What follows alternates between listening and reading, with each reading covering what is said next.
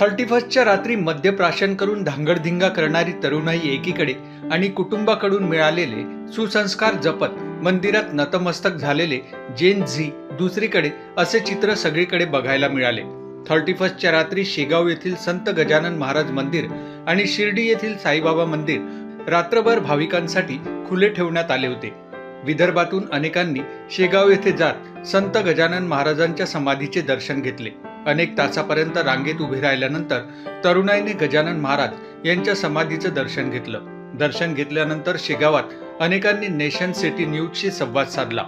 मी खूप वर्षापासून लहानपणापासून इथे येत आहे आणि इथे कधी असं जाणवलंच नाही की आपण कोणत्या ठिकाणी आलो आहे बा म्हणून। इथे असं आपुलकीचे लोक वाटतात आणि सगळे मनापासून बोलतात आणि सगळे माऊली माऊली करून बोलतात आणि गजानन महाराजांच्या मंदिरात आलं की एवढं प्रसन्न वाटते की इथून जायचं नावच नाही होत, मनच नाही होत। सर्वप्रथम तुम्ही सर्वांना जय गजानन आणि सर्वांना नूतन वर्षाच्या हार्दिक शुभेच्छा। मी अमरावतीवरून आलो आहे। आम्ही रात्री आलो काल 10:30च्या ट्रेननी आणि 2 वाजता आमच्या जवळपास आम्ही लाईनीला लागलो नंबरसाठी आणि आम्हाला जवळपास 5 ते 6 तास लागले लाईन दर्शनासाठी। आणि असा आमचं हे होता दर्शन, मतलब गर्दी खूप होती आज, कारण की नवीन वर्ष आहे आणि नवीन वर्ष तर आहेच, योगायोग आज गुरुवार आहे, त्यामुळे भाविकांची खूप गर्दी आहे। नागपूर शहरातील टेकडी गणेश मंदिरातही भाविकांची मोठी गर्दी बघायला मिळाली। शिक्षण नोकरीच्या निमित्तानं नागपुरात वास्तव्यास आलेल्या आणि मूळ नागपूरकर असलेल्या तरुणाईनं देखील बाप्पांना नवीन वर्षात विघ्न दूर कर अशी प्रार्थना केली। नागपुरातील टेकडी गणेश मंदिर हे पूर्व विदर्भातील महत्त्वाचं देवस्थान आहे। प्रत्येक महिन्यातील दोन्ही चतुर्थीसह सण उत्सवाच्या वेळी टेकडी गणेश मंदिरात भाविकांची गर्दी उसळते। नागपूरचे ग्रामदैवत म्हणून टेकडीच्या बाप्पांकडे पाहिलं जातं। नेशन सिटी न्यूजच्या प्रतिनिधी रोहिणी यांनी नागपुरातील टेकडी गणेश मंदिरातील भाविकांशी संवाद साधला। वक्रतुंड महाकाय सूर्यकोटी समप्रभ। नवीन वर्ष आज 1 जानेवारी आणि या नवीन वर्षाची सुरुवात प्रत्येक लोक वेगवेगळ्या उत्साहाने साजरा करतात। आज आपण बघितलं की प्रत्येक ठिकाणी प्रत्येक लोक हा उत्साह साजरा करत आहे आणि याच निमित्ताने आज आम्ही आलेलो आहोत गणेश टेकडी या मंदिरामध्ये, जिथे भाविकांची सकाळपासूनच अतोनात गर्दी आपल्याला बघायला मिळते आहे। आणि आता सुद्धा 4 वाजून गेले, पण भाविक भक्त अजूनही रांगेमध्ये लागलेले आहे फक्त दर्शनासाठी। येणारा वर्ष मोठ्या श्रद्धेने, आशेने आणि सुखसोयीने जाओ या निमित्ताने इथे भाविक आलेले आहेत। यंदाच्या विषयी बोलायचं म्हटलं की मंदिराची जी सजावट आहे नेहमीप्रमाणे यावर्षीही एका वेगळ्या थीम मध्ये सजवलेली आहे।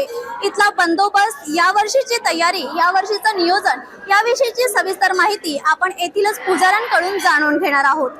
मी संकेत चंद्रकांत देशमुख। मी गेल्या 7 वर्षापासून गणेश मंदिर टेकडीला पुजारी म्हणून नोकरी करतोय।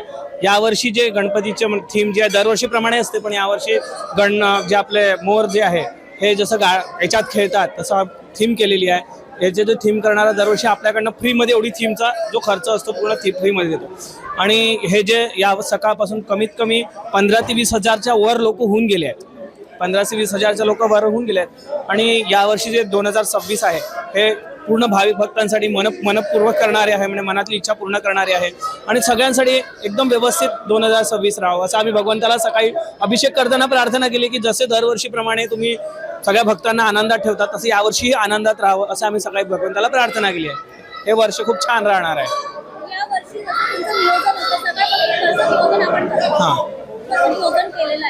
नियोजन म्हणजे असं आहे की यावेळेस दरवर्षीप्रमाणे यावर्षी सुद्धा बाउन्सर लागले आहेत मंदिरात, जेणेकरून कोणत्याही व्यवस्थेची बिघडता होऊ नये।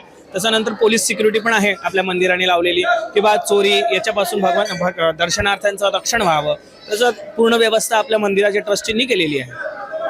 आता जे भाविक आलेले आहेत त्यांचं इतक्या मोठ्या 15 ते 20 हजार भाविक असताना सुद्धा सर्वांचं दर्शन कसं होतं? एकदम उत्तम होत आहे। म्हणजे जसं ते बाउन्सरांना आपण सांगून ठेवलं आहे की कोणालाही त्रास नव्हता, व्यवस्थित दर्शन झाले पाहिजे। फक्त आपण एवढं मंदिराकडनं सांगितलं की मोबाईलचा वापर जास्त नका करू, कारण की भगवंताला तुमच्या मागे सुद्धा दर्शनार्थी असतात, त्यांचं व्यवस्थित दर्शन व्हावं म्हणून आपण मोबाईलवाल्यांना थांबवलेलं आहे। मनात राहिलेल्या इच्छा सर्वांच्या पूर्ण हो ही गणेशचरणी शुभेच्छा आणि सर्व लोकांच्या समाधान असो, स्वास्थ्य लाभो एवढेच नव्या वर्षामध्ये आशा करतो। गणपती बाप्पाला हीच प्रार्थना करतो।